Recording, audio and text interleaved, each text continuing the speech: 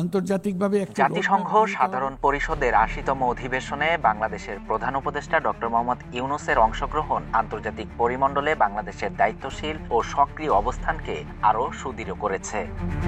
গণতন্ত্র, মানবিক সহমর্মিতা এবং গঠনমূলক আন্তর্জাতিক সহযোগিতার প্রতি বাংলাদেশের প্রতিশ্রুতি এ সফরের মাধ্যমে নতুনভাবে প্রতিফলিত হয়েছে বলে মন্তব্য করেছেন প্রধান উপদেষ্টার প্রেস সচিব শফিকুল আলম।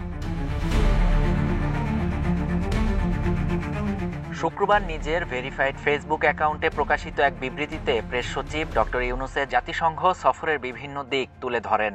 তিনি জানান, ইউএনজিএ অধিবেশনে দেয়া ভাষণে প্রধান উপদেষ্টা বাংলাদেশে গণতন্ত্র, স্বচ্ছতা ও অন্তর্ভুক্তিমূলক শাসনের প্রতি দেশের অঙ্গীকার পুনর্ব্যক্ত করেন।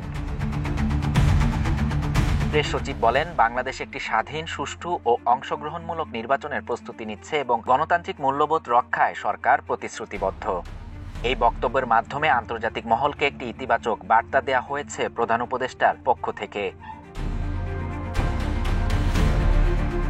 প্রেস সচিব জানান, অধ্যাপক Yunus Italy, Finland, Netherlands, Pakistan, Australia, Albania, Kosovo ও ভুটানের রাষ্ট্রপ্রধান ও নেতাদের সঙ্গে দ্বিপাক্ষিক বৈঠক করেন। এইসব বৈঠকে গণতান্ত্রিক শাসন, জলবায়ু সহনশীলতা, মানব উন্নয়ন এবং বাণিজ্যিক সহযোগিতা নিয়ে আলোচনা হয়। এক্সট্রিম মশার কয়েল প্ল্যান্ট ফাইবার দিয়ে তৈরি, ডেঙ্গু, চিকুনগুনিয়া বাহি সহ যে কোনো মশার বিরুদ্ধে দেয় এক্সট্রিম সুরক্ষা।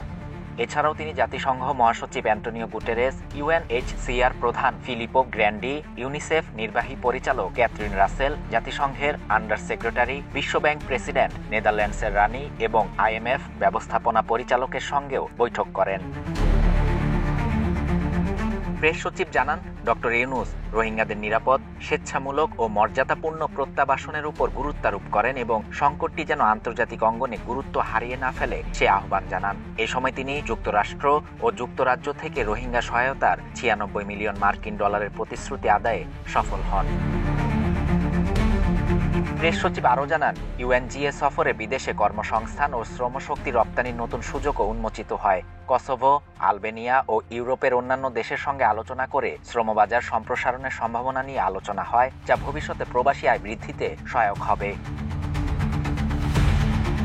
জাতিসংঘ সফরের মাধ্যমে অধ্যাপক ইউনূস কেবল আন্তর্জাতিক কূটনীতিতে বাংলাদেশের অবস্থানকে শক্তিশালী করেননি, বরং রোহিঙ্গা ইস্যু, গণতন্ত্র, অর্থনীতি এবং শ্রমবাজার প্রসারের মতো গুরুত্বপূর্ণ খাতেও ফলপ্রসূ আলোচনার মাধ্যমে বাস্তব অগ্রগতি নিশ্চিত করেছেন।